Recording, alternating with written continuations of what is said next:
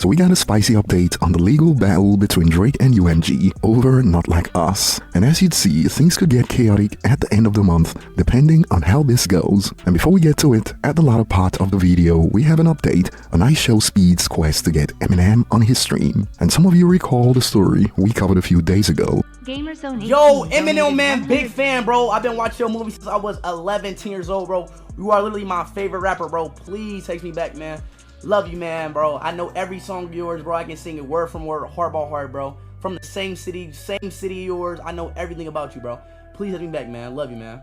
And we got an update. And we also have a story on how Suge Knight was the bully who had no hands when it comes to a fair fight, and that is why he's locked up today, according to a latest interview. So starting with Drake, it is now old news that Drake is suing UMG Recordings for defamation over Kendrick Lamar's diss track Not Like Us, and now we've got the latest 18 pages of UMG's reply to Drake's opposition filed on June 11th, 2025 in the Southern District of New York. And this court document lays out UMG's argument to get Drake's lawsuit thrown out with quickness, and it focuses on his defamation, harassment, and business law claims. And here's a quick summary to keep you up to speed so you don't, quote, pretend to be shocked at the end of the month. And starting with the defamation claim, Drake says Not Like Us and its cover art, like those 13 sex offender icons, paint him as a pedo, and UMG is arguing that he's got no case because the track's lyrics are opinion and rap beef hyperbole, not hard facts. They are citing cases like Definity Found versus the New York Times and Man versus Abel, saying courts decide if something is fact or opinion, and this track's angry in-your-face style lyrics dropped during a public rap feud is what it is, a diss track and not news. They argue reasonable listeners would see it as Kendrick throwing punches and not making legal claims. Drake is pushing back, pointing to online comments from random handles saying millions took the song as truth, and UMG countered this by claiming the comments are just opinions, not proof, and they cited some cases to back up their argument. They called Drake's evidence weak, noting that he's got only about 60 posts, and say the feud's news coverage sets the context clear. And UMG also says Drake's defamation claims fall short on actual malice.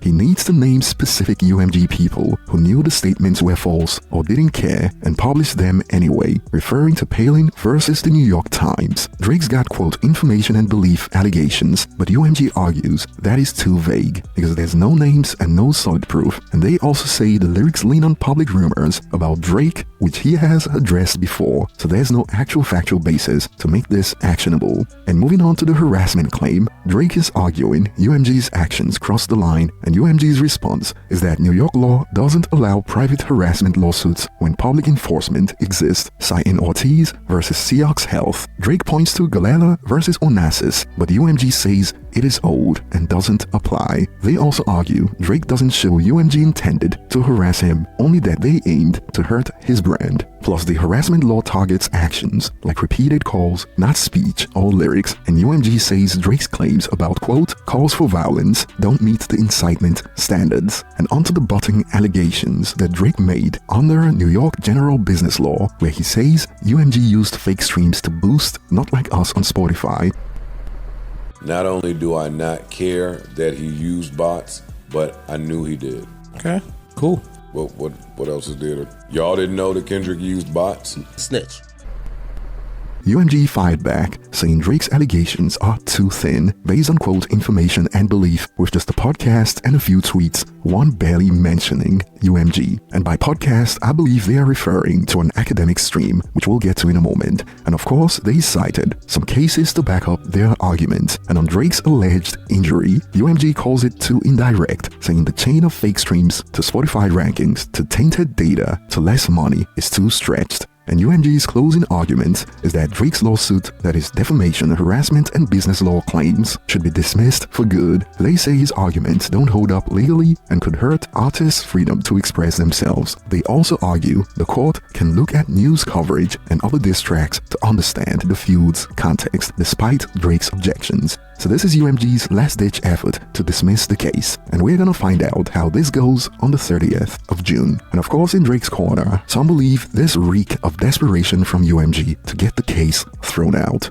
I never expected to see a multi-billion-dollar corporation this desperate. I'm honestly surprised. Not shocked though. Their entire plan hinged on Drake not fighting back. Pay him his money, UMG. There's nothing bigger than the owl. So clearly, as you can see, some Drake fans are quite confident that this wouldn't get thrown out on the 30th. And clearly, like we revealed from the details of the case, if you have ever posted that Drake's a pedo, don't be surprised if you end up as an example in this case moving forward. As UMG pointed out how Drake doesn't have enough examples in his case. And some believe that the latest move we saw from Spotify to move the monthly listeners away from the front page to the About page of the artist has got something to do with the Drake lawsuits. Spotify began removing bots and announcing plays a few months ago, and now they moved monthly listeners to be more hidden from the front page. Y'all telling me that pressure from Drake's lawsuit ain't got merit? Don't forget, Drake's lawyers and Spotify came to an agreement which removed them from the lawsuit. Just observe. But this is quite the stretch in my opinion. And on a side note, I found quite the disingenuous take when it comes to Spotify moving the monthly listeners from the front page. As this went viral, we are slowly getting rid of numbers being used as an argument for music quality, and I love it. And this caught my attention because of how bad faith this is. And this was our response. People bring up numbers when y'all make claims like nobody listens to Redacted. It was never about the music quality, but always about the false narratives. And the numbers are still on Spotify. You can check. And Billboard is still here. Official chart companies aren't going anywhere, so I don't know what this user was talking about. And while I'm not calling the user in particular a liar, but only liars love it when there's no transparency. Like, why would anyone want the numbers to be hidden? I mean, this is anti-science and research, and we came to this conclusion. These MFers want to be able to lie with impunity. No numbers means they can cook up any narrative and get no blowback because it would be, quote, subjective. And the OG ET gang who were with us from the beginning know that we pretty much single-handedly destroyed the narrative that no one listens to Eminem. The new guys may not believe it, but there was a time when millions of hip-hop fans actually believed this narrative, and we turned it into a meme. And we had some of the biggest reaction channels cover some of our videos destroying these narratives. So forgive me if I see through these people who want the numbers to be gone so they can live in a bubble and lie with impunity. But I got carried away there for a second, and back on topic. Apparently, things are getting serious now, as academics made some claims about Kendrick's manager getting his phone confiscated based on the fact that someone called into Academic Stream in the past to claim that they botted streams for Kendrick, the same stream that I believe was mentioned in the lawsuit. These are allegations, but I'll tell you what he told me. He said, Ack,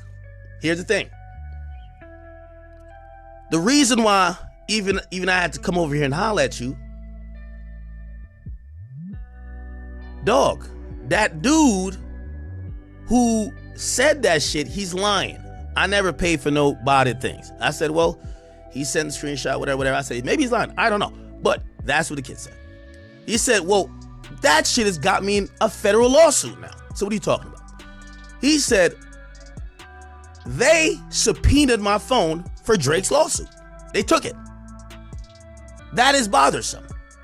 Perhaps this is what has got Drake fans confident that the case wouldn't get thrown out, and we're gonna find out if these Drake fans are delusional or right on the money in a few days. As another user expanded, apparently their demeanor is not of winners. According to Ack, that side is not happy. The performance was a win, but their demeanor doesn't represent that. The real Sixers are making PG Lang uncomfortable and hurt. They freeze taking the hate tweets personal, guys, and it wouldn't be long come 30th of June, and I'll be looking forward to your thoughts on this lawsuit, including your predictions on what to expect. And moving on, if you were with us a few days ago, you remember when Speed sent out a message to Eminem, and we got an update from the streamer a few hours ago, and he looks to be quite confident that he'd be able to get Eminem on his stream.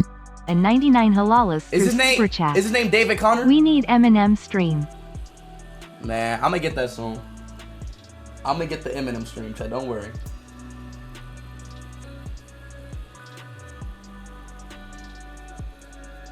I'm gonna get that Eminem stream soon, chat. I'm gonna get it soon, man.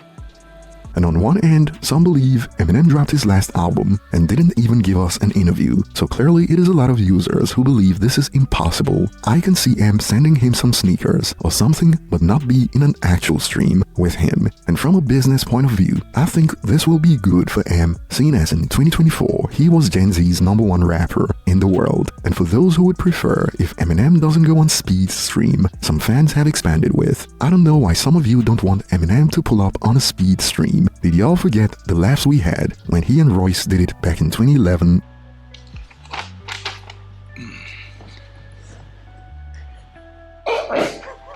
Wait.